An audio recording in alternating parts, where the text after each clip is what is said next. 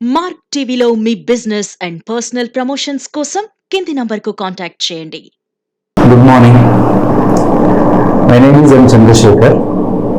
I am physics faculty working for the past 25 years. So,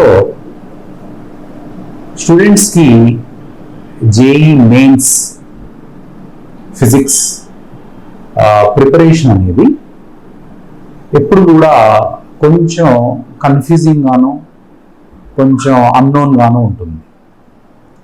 అంటే sometimes వాళ్ళకి guidance అనుకున్నంత రేంజ్లో ఉండకపోవచ్చు. పిల్లలు కూడా కొంచెం స్ట్రెస్ కానీ కొంచెం బర్డెన్ కానీ లోనవుతారు.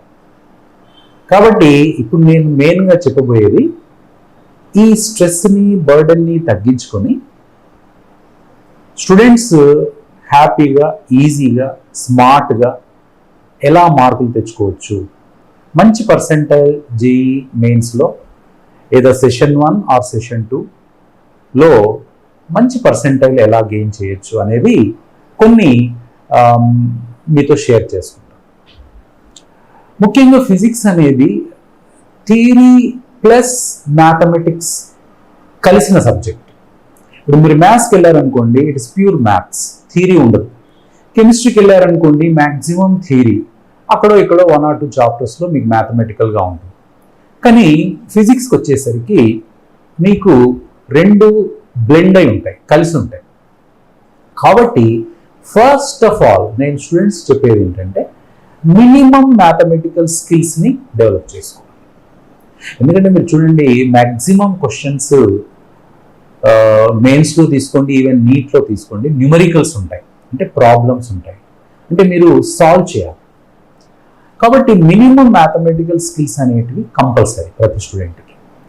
Addition, subtraction, division, multiplication, square root, trigonometric functions, like that, differentiation, integration, ఇవి మ్యాక్సిమం మీరు ఆల్రెడీ ఎంపీసీలో ఉంటారు కాబట్టి it is very easy for you. But still నేను ఒక పాయింట్ ఎందుకు చేస్తున్నానంటే చాలామంది కొంచెం ఇగ్నోర్ చేస్తారు, లేదా ఫాస్ట్గా చేసేసి రాంగ్ ఆన్సర్ తీసుకొస్తారు. కాబట్టి మీరు క్యాలిక్యులేషన్ పార్ట్, సింప్లిఫికేషన్ పార్ట్ని కొంచెం కేర్ఫుల్గా తీసుకోవాలి. Right, now coming to the preparation for mains. ఇప్పుడు రెండు ఉంటాయండి, ఒకటి హార్డ్ వర్క్, ఒకటి స్మార్ట్ వర్క్. నన్ను అడిగితే ఈ ప్రజెంట్ ట్రెండ్లో smart work will fetch more marks than hard work. Smart work ఎలా ఉంటుంది ఒకసారి మీకు నేను ఉదాహరణతో, ఎగ్జాంపుల్తో సహా వివరిస్తాను.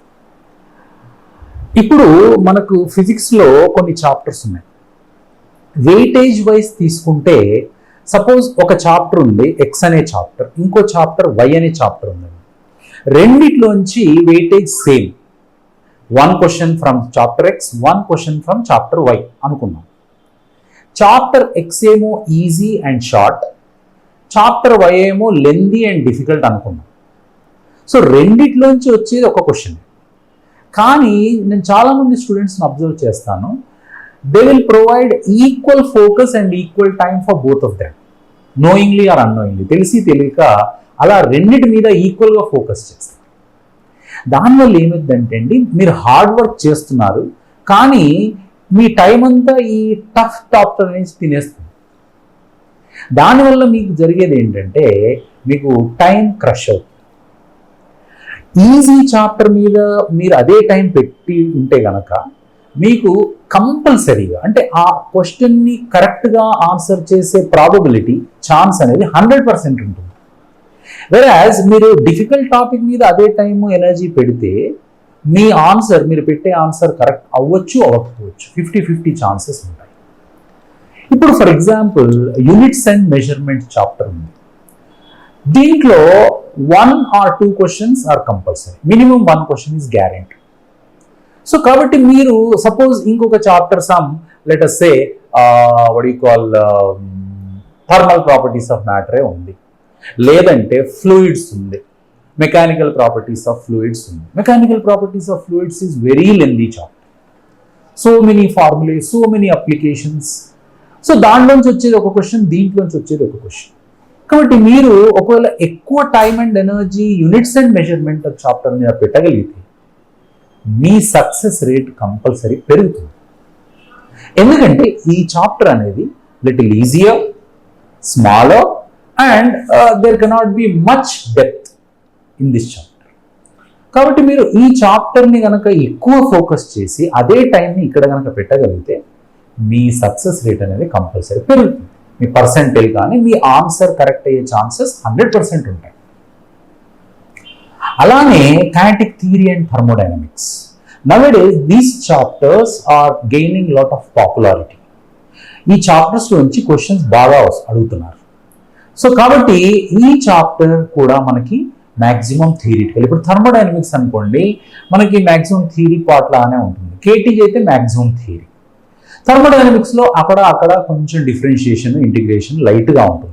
But majority of chapter, almost 80% or 85% of chapter is theoretical. So ఇందులోంచి కూడా వెయిటేజ్ బాగానే అడుగుతున్నారు.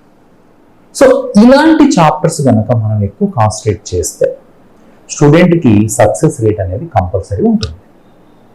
అలానే మీరు క్లాస్ 12th లేదా సెకండ్ ఇయర్కి వెళ్తే అండి, మీకు modern physics is the gold mine. నన్ను అడిగితే మోడర్న్ ఫిజిక్స్ అనేది ఒక బంగారు గని లాంటిది. ఎందుకంటే అండి ఈ చాప్టర్స్ అన్నీ కూడా డ్యూయల్ నేచర్ ఆఫ్ మ్యాటర్ తీసుకోండి అండ్ రేడియేషన్, యాటమ్స్ తీసుకోండి, న్యూక్లియై తీసుకోండి, సెమీ కండక్టర్ డివైజెస్ తీసుకోండి, వీటన్నిటిలో కూడాను మ్యాక్సిమం థియరీ పార్ట్ ఉంటుంది. అంటే with less effort you can get marks. So this is what I call smart work. కాబట్టి ఇప్పుడు మీరు ఈ మోడర్న్ ఫిజిక్స్ మీద కనుక కాన్సన్ట్రేట్ చేస్తే అండి, మీకు certainly 2 to 3 questions you can easily answer. So వీటిలో మీకు సక్సెస్ రేట్ అనేది, మీ probability of putting the correct option అనేది ఎక్కువ ఉంటుంది. ఎందుకంటే చాప్టర్స్ చిన్నవి, ఫార్ములే తక్కువ ఉంటున్నాయి, అప్లికేషన్స్ తక్కువ, ఈజీగా ఉంటాయి క్వశ్చన్స్ మ్యాక్సిమం. సో కాబట్టి మీ సక్సెస్ రేట్ ఆటోమేటికల్లీ పెరుగుతుంది అక్కడ. అలాగే మీకు ఎలక్ట్రిసిటీ అండి, సెకండ్ ఇయర్లో క్లాస్ 12లో electricity, whether irrespective whether it is difficult or easy for a student has to concentrate on this particular topic. Electricity subdivided. ఎలక్ట్రిసిటీలో మళ్ళీ మీకు electric charges and feeling, electrostatic potential and capacitors, current electricity, moving charges and magnetism, alternating current, EMI. These are the main topics. EMIs are also there. That is a very small thing. Okay. So, indulo meeku major andi capacitors. Nowadays trend is capacitors. No question paper setter can neglect that particular chapter. So, my sincere advice is, నన్ను అడిగితే కెపాసిటర్స్ని మీరు కూలంకషంగా, కీన్గా, in depth చదవాలి student. ఎందుకంటే అండి మీరు ఈ కెపాసిటర్స్ చాప్టర్ టాపిక్ బాగా ప్రిపేర్ అవుతే అక్కడ మళ్ళీ మీకు కరెంట్ ఎలక్ట్రిసిటీలో రెసిస్టర్స్ని with almost the same analysis మీరు వాడచ్చు. ఇప్పుడు ఇన్ఫినిట్ ల్యాడర్ సర్క్యూటే ఉంది, లేదా సిమ్మెట్రీ ఉంది, లేదా రిడక్షన్ మెథడ్ ఉంది. ఇలా కొన్ని ఈ methods are common between capacitors and resistors in current electricity. So circuit based problems ఏవైతే ఉన్నాయో, సర్క్యూట్ బేస్డ్ క్వశ్చన్స్ ఏవైతే ఉన్నాయో, న్యూమరికల్స్ ఏవైతే ఉన్నాయో, మీరు కెపాసిటర్స్ ఇన్ డెప్త్ కనుక చేయగలిగితే resistors analysis becomes very easy. So చాలా మంది స్టూడెంట్స్ ఏం చేస్తారంటే రన్ ఆఫ్ ద మిల్ లాగా తెలిసి తెలియక ఇది చదువుతారు, అది చదువుతారు. అంత అక్కర్లేదండి. మీరు మ్యాక్సిమం కెపాసిటర్స్ కనుక పర్ఫెక్ట్ అయి ఉంటే మీకు రెసిస్టర్స్ అనేది మళ్ళీ సపరేట్గా చూసుకోవాల్సిన పని లేదు. 1 or 2 ఇన్స్టెన్సెస్ ఇక్కడ అక్కడ కొన్ని తేడాలు ఉంటాయి, అవి చూసుకుంటే చాలు. అంటే రియల్గా లాజికల్ మైండ్ ఉండి రియల్గా ఆ లెవెల్లో జేఈ లెవెల్లో ప్రిపేర్ అయిన స్టూడెంట్కి ఈ రెండు సిమ్మెట్రిక్ అండి. సో కాబట్టి మీరు కెపాసిటర్స్ పర్ఫెక్ట్ అవ్వండి. Chances of asking questions are bright from capacitors. కాబట్టి ఒకవేళ based on that resistors questions అడిగినా ఈ మెథడాలజీ, కెపాసిటర్స్లో ఉన్న మెథడాలజీ అక్కడ అప్లై చేయొచ్చు. So in that way things become easier and your time and energy will be saved. Then, coming to the highest weightage chapter, whether you take JEE wise or whether you take NEET wise or even boards wise also, moving charges and magnetism అనే chapter electricity టాపికే మీరు వదలకూడదు. అందులో మళ్ళీ ప్రత్యేకంగా moving charges and magnetism chapter అనేది స్టూడెంట్కి ఒక కొలమానం లాంటిది. It is a standard measure. ఎందుకంటే అండి ఇందులో వెయిటేజ్ ఎక్కువ, అట్ ద సేమ్ టైం ఇందులో మీకు వాట్ యు కాల్ ఈ కరెంట్ ఎలక్ట్రిసిటీ, ఈ ఎలక్ట్రోస్టాటిక్స్ వీటిలో ఉన్న ఫండమెంటల్స్ ఇక్కడ కొన్ని అప్లై అవుతాయి. కాబట్టి మీరు దాన్ని ఇన్డెప్త్ చదవగలిగితే మూవింగ్ చార్జెస్ అండ్ మ్యాగ్నెటిజం చాప్టర్ని మీ సక్సెస్ రేట్ కంపల్సరీ పెరుగుతుంది. సో జనరల్లీ మనకి ఏం చేస్తున్నారంటే అండి ఈ మెయిన్స్లో కానీ ఇందులో కానీ ఈక్వల్గా ఫస్ట్ ఇయర్ సెకండ్ ఇయర్ లేదా క్లాస్ 11th క్లాస్ 12th లోంచి ఇవ్వట్లేదు. జనరల్ ట్రెండ్ ఎలా ఉంటుందంటే క్లాస్ 12th లోంచి 1 or 2 బిట్స్ ఎక్కువ వస్తున్నాయి. For example if you take mains 20 single correct questions and 10 numerical based questions, out of which 5 questions are given choice in numerical based. So 30 questions in the question paper. మీరు తీసుకుంటే న్యాయానికైతే ఏమి ఉండాలి, class 11th 15, class 12th 15 ఉండాలి. But ఏం జరుగుతుందంటే అండి in the fact in reality second year లేదా class 12th నుంచి 1 or 2 questions ఎక్కువ అడుగుతున్నారు because of this electricity chapter. Because electricity topic is too big, so it has got so many sub topics or chapters in it. కాబట్టి మీరు నన్ను అడిగితే what you call ఈ second year లేదా class 12th మీద ఎక్కువ ఫోకస్ చేయాలి. And coming to class 11th, this gravitation chapter in class 11th and electrostatic chapter in class 12. These two are highly interlinked. For example, intensity of gravitational field in gravitation, intensity of electric field in electrostatics, gravitational potential in gravitation, electrostatic potential in electricity. These two things are pretty common. Same, రెండు ఒకేలానే ఉంటాయి. మీరు అక్కడ ఏ మెథడ్తో derive చేస్తారో formula ఇక్కడ కూడా అదే method ఉంటుంది. అక్కడ మాస్ ప్లేస్లో ఇక్కడ ఛార్జ్ వస్తుంది, అక్కడ జీ ప్లేస్లో ఇక్కడ 1/4πε0 వస్తుంది. సో చాలామంది స్టూడెంట్స్ ఏంటంటే ఈ విషయం కొందరికి తెలియక 2 చాప్టర్స్ మీద చాలా టైం పెట్టేస్తారు. నన్ను అడిగితే నా సజెషన్ ఏంటంటే మీరు గ్రావిటేషన్ అన్నా ఎలక్ట్రోస్టాటిక్స్ అన్నా బాగా ప్రిపేర్ అవ్వండి. That preparation will help you in other chapter. అక్కడ మీకు టైము ఎనర్జీ బాగా సేవ్ అవుతుంది. సో ఫర్ ఎగ్జాంపుల్ మీరు ఎలక్ట్రోస్టాటిక్స్ బాగా చూసుకున్నారు, intensity of electric field, electric potential and all that. అదే కాన్సెప్ట్ని మీరు అక్కడ గ్రావిటేషన్లో అప్లై చేయొచ్చు. అండ్ మొత్తం చాప్టర్ సేమ్ అనట్లేదండి, ఈ మేజర్ టాపిక్స్ ఈక్వల్. మళ్ళీ orbital velocity, escape velocity, geostationary satellite ఇవన్నీ మళ్ళీ సపరేట్. ఫ్యాక్టర్స్ ఇన్ఫ్లుయెన్సింగ్ జీ అవి వేరు. బట్ ఈ when it comes to intensity of gravitational field and gravitational potential, there is much commonness between electrostatics and gravitation. ఇలా కనుక చేస్తే స్మార్ట్గా స్టూడెంట్కి చాలా టైము మిగులుతుంది. The student will not feel, స్టూడెంట్కి అమ్మో ఇది ఇంత బర్డెన్, ఇంత చదవాలా నేను అనే ఫీలింగ్ వెళ్ళిపోతుంది. అంటే you will be in comfort zone. That's what I personally suggest. అలానే మీకు ఈజీ ఇంకొక చాప్టర్ అండి, thermal properties of matter. Thermal properties of matter కూడా మీకు little easier chapter, much theoretical. ఈ మీకు డిఫరెన్షియేషన్, ఇంటిగ్రేషన్ ఎక్కువగా అప్లై అవ్వదు. And surety of questions are very high. అందులో పెద్దగా ఇన్డెప్త్గా ఇన్నోవేటివ్గా క్వశ్చన్స్ అడిగే ఛాన్సెస్ తక్కువ. కాబట్టి నా సజెషన్ స్టూడెంట్స్కి థర్మల్ ప్రాపర్టీస్ ఆఫ్ మ్యాటర్ని ఇగ్నోర్ చేయకూడదు. Now coming to other parts of mechanics, work power energy is another topic where student will certainly get questions. Work power ఎనర్జీలో మీకు మేజర్గా power, then conservative force based, then dot product in which work is expressed, ఆ based questions. ఇలాంటి questions కొన్ని models, fixed models ఉన్నాయండి ఎక్కువగా. So వాటి మీద student should concentrate more. So work power energy కూడా స్టూడెంట్కి మంచిగా మార్క్స్ ఫెచ్ చేస్తుంది. System of particles and rotatory motion, laws of motion, mechanical properties of fluids. These three chapters are actually biggest chapters.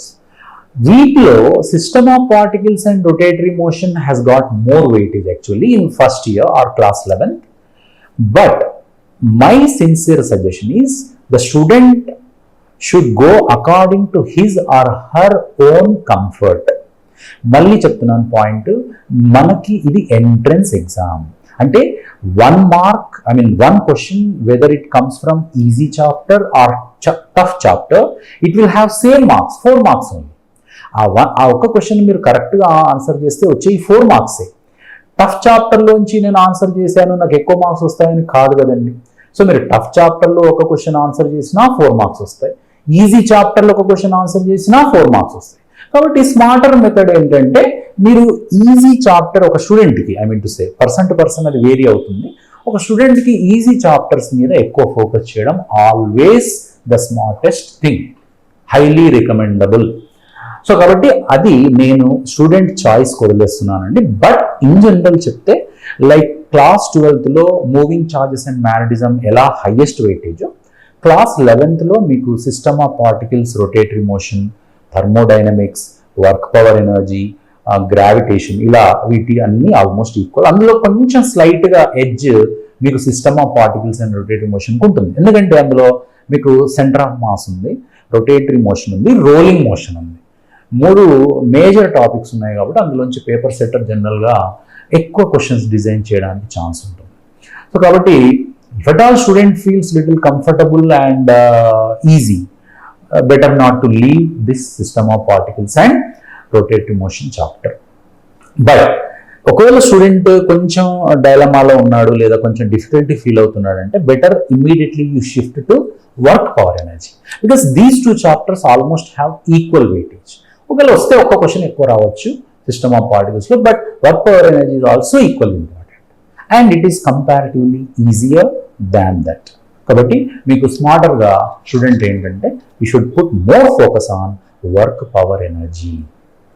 ఇది chapter wise analysis అండి. And coming to class 12th optics part, ray optics and wave optics.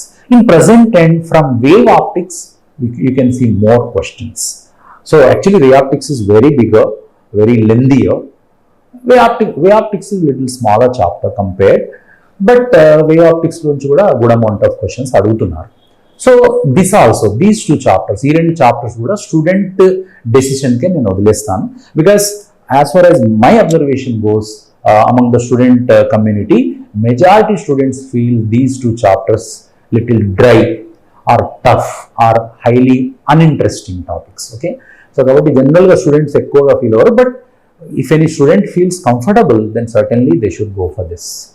But nenu malli cheptunnanandi, class 12th lo modern physics, class 11th lo units and measurement, kinetic theory and thermodynamics, ivi evvaru vadalakudadu, whether it is below average student or average student or above average student.